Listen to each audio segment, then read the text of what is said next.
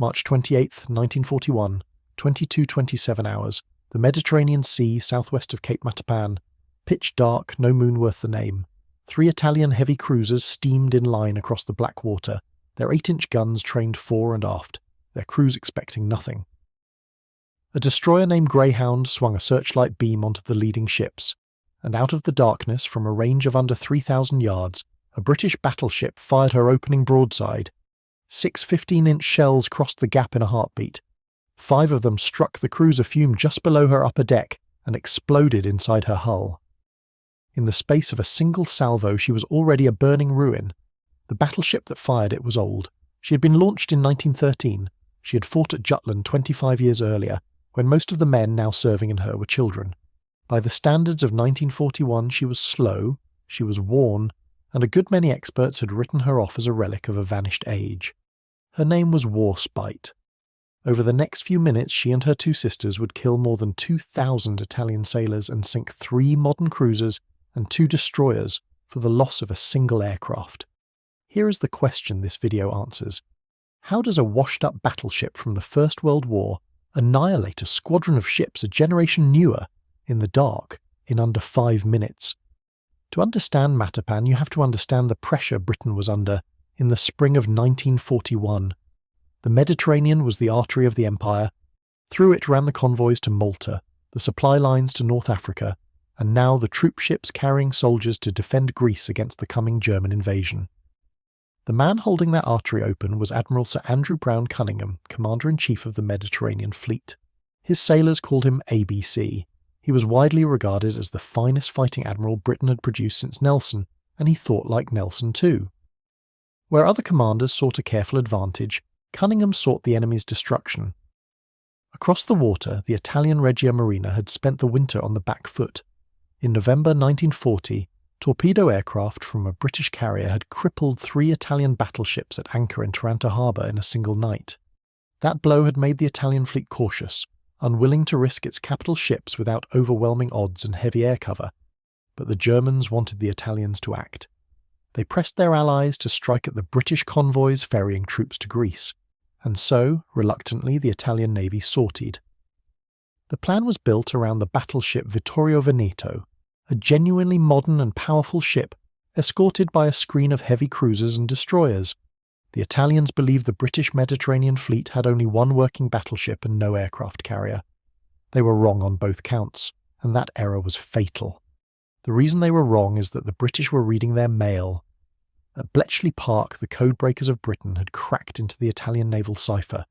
A young woman named Mavis Lever deciphered a signal that spoke of a coming operation 3 days out. As she later put it, if you get a message saying today -3, then you know something pretty big is afoot. Cunningham knew the Italians were coming before their ships had cleared harbour. He also knew he had to hide how he knew. So on the afternoon of the 27th, he went ashore at Alexandria in full view of the harbour, carrying an overnight bag as if settling in for a quiet evening, and made a visit to the golf course where a watchful enemy could see him. After dark, he slipped back aboard his flagship and took the fleet to sea. The trap was set. Now consider the ship at the centre of it. Warspite was a Queen Elizabeth-class battleship, one of 5 sisters ordered before the First World War. She displaced roughly 33,000 tons. She carried her main battery in the classic arrangement of the class, 8 15-inch guns in 4 twin turrets, 2 forward and 2 aft, each pair stacked so the higher turret could fire over the lower. Those guns were the heart of her. The 15-inch British naval gun was one of the most reliable heavy weapons ever mounted at sea, accurate and consistent, with a long and dependable barrel life. But a gun is only as good as the system that aims it, and this is the detail the words washed up completely miss. Between 1934 and 1937, Warspite had been torn apart and rebuilt almost from the keel up. She received new engines, new deck armour, a new bridge, and most important of all, a modern fire control system, an electromechanical computer that could track a target's course and speed and hold her guns on it. Her hull was old. Her weapon system was not. Here is the one number to hold on to. Her main guns could now be raised to 30 degrees of elevation, giving them a reach of around 32,000 yards. That is over 16 sea miles. An old ship, yes. An obsolete weapon, no. What she lacked was speed. After her rebuild, she could make perhaps 23 or 24 knots. The Italian flagship Vittorio Veneto could make 30. The Italian cruisers were faster still. On paper, in a daylight chase, the Italians could simply run away from her. Everything, therefore, depended on catching them where speed did not matter. In the dark, at close range, on British terms. The battle opened in daylight on the 28th, and at first it was inconclusive. Italian and British cruisers skirmished at long range without decisive result. The great Italian guns of Vittorio Veneto straddled the lighter British ships but scored no hits. What broke the deadlock was air power. From the deck of the carrier Formidable, Cunningham launched strikes of torpedo aircraft.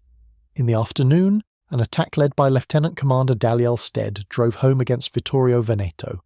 His torpedo struck the battleship near the stern, flooding her with thousands of tons of water and briefly bringing her to a stop. Daniel Stead and his 2 crewmen were shot down and killed in the attack. Their aircraft and their 3 lives would be, almost unbelievably, the only British loss of the entire battle. Vittorio Veneto got underway again and limped for home at reduced speed. Cunningham gave chase through the afternoon and into the dusk, and as the light failed, he launched one more strike. This time the torpedoes found a different target. They struck the heavy cruiser Pola and knocked out her power completely. Her engines died. Her guns fell silent. She lay dead in the water in the gathering dark, unable to move, unable to fight. Alone. That single crippled cruiser is the hinge on which the whole night turned. The Italian Admiral Iachino faced a choice. He believed the British battle fleet was far behind him, perhaps 75 miles away or more. In fact, Cunningham's battleships were barely 50 miles off and closing hard in the darkness. Believing himself safe, Iachino ordered the 1st Cruiser Division to turn back and rescue Pola. 2 more heavy cruisers, Zara and Fiume, together with 4 destroyers, reversed course and steamed back into the night to help their stricken sister. They were sailing straight into Cunningham's battle line, and they had no idea it was there. This is the moment the whole story has been building toward, and it turns on one piece of technology the Italians did not have: radar. The Italian ships were, in raw terms, modern. Zara, Fiume and Pola were heavy cruisers barely a decade old, well-armoured, well-armed with 8-inch guns, faster than any British battleship on the field. But not one of them carried radar. In the dark they could see only as far as human eyes could reach. Warspite herself, oddly, carried no radar set either. But her sister Valiant did, and in the blackness, Valiant's radar picked up a large contact several miles off. Cunningham's fleet could see in the dark. The enemy could not. At around 22:10, Valiant's radar found a ship. Cunningham swung his battleships Warspite, Valiant and Barham into line to bring their broadsides to bear, and ordered the carrier Formidable out of the firing line. No place for a carrier in a close-range gun battle. Then, on a different bearing, lookouts and radar found them. 2 heavy cruisers and their destroyers, crossing the bows of the British line from starboard to port, at a range that was closing to almost nothing. The Italians were oblivious. Their main guns were trained fore and aft in the stowed position. They were not at action stations for a surface battle. They believed the only ships within 100 miles were their own. Aboard the British battleships, the fire control worked in silence. On Valiant, a 19-year-old midshipman stood at searchlight, a young Greek prince named Philip, the same man who would one day marry the Queen of England. His job was to light the target. Aboard Warspite, the guns swung onto the nearer cruiser and waited. Then the destroyer Greyhound opened her searchlight, and the beam fell full on the Italian ships. In that instant the trap closed. Warspite fired. Her first broadside of 6 15-inch shells crossed the short gap, and 5 of them struck the cruiser Fiume just below the level of her upper deck. They punched through the thin plating above the armour and burst deep inside the hull. Cunningham, watching from the bridge of his flagship, wrote that he saw the great projectiles flying through the air and that 5 of the 6 hit. A second broadside followed. Fiume's after turret was blown clean over the side. She became, in the Admiral's words, a glowing torch, on fire from stem to stern. Warspite and Valiant shifted their fire to Zara. Barham engaged Zara and a destroyer. The range was so short that no cruiser armour on Earth could stop a 15-inch armour-piercing shell. Zara was struck again and again. Her upper works swept away. Her decks turned into an inferno. In roughly 4.5 minutes of main gunfire, the 3 British battleships fired something on the order of 100 heavy shells between them. Warspite alone fired 40 of her 15-inch rounds that night. The 2 Italian destroyers escorting the cruisers, Vittorio Alfieri and Giosuè Carducci, were caught in the same storm and sunk. When the surviving Italian destroyers made a desperate torpedo run to cover their dying charges, Cunningham turned his whole battle line 90 degrees away to comb the tracks and left his own destroyers to finish the work. If you're finding this useful, subscribing takes a second and supports the channel. By dawn, the accounting was complete. Fiume had gone down in the night. Zara, a blazing wreck, was finished with torpedoes in the small hours. Pola, the crippled cruiser that had drawn the others to their deaths, was boarded by British sailors, her surviving crew taken off and then sunk. 3 modern heavy cruisers and 2 destroyers lay on the bottom. The Italian dead numbered 2,303, among them Vice Admiral Carlo Cataneo and the captains of the lost cruisers. Just over 1,000 more Italians were pulled from the water and taken prisoner. The British had lost 1 aircraft and its 3 men. Now let us be fair, because the honest comparison is the whole point. On paper, the Italian cruisers were the better ships. Zara, Fiume and Pola were roughly a decade old against a battleship pushing 30 years.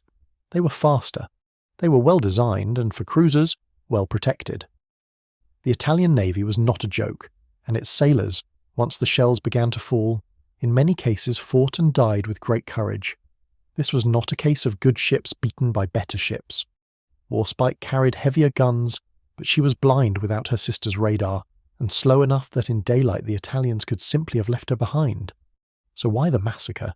The answer is not steel. It is systems, training, and information. The British had radar and the Italians did not, so the British found the enemy in the dark and the enemy never found them. The British had spent years training to fight at night, while the Italian Navy regarded a night action between heavy ships as something close to impossible and kept its main guns unmanned in the dark.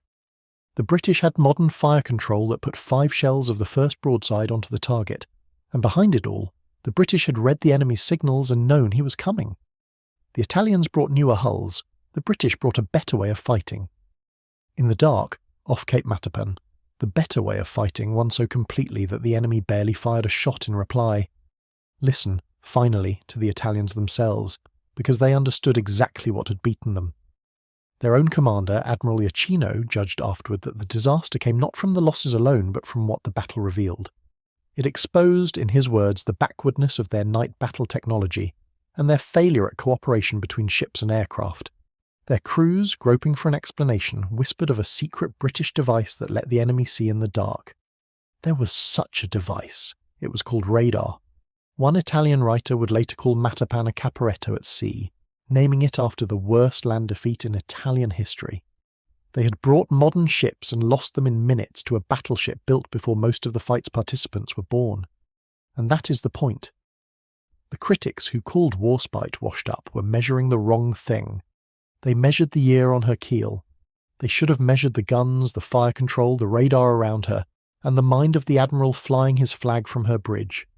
The grand old lady was not too old to fight. At Cape Matapan she proved that a ship is only as obsolete as the way you use her. The Italians learned that lesson in the dark, in the space of a few minutes, and never forgot it. For the rest of the war their great fleet would not again come out in force to face a British battle line. If you want to see how the same fleet and the same admiral first taught the Italian Navy to fear the Royal Navy in the dark, watch our video on the carrier strike at Taranto. The story of Matapan began there, in the harbour where the trap at Cape Matapan was first baited.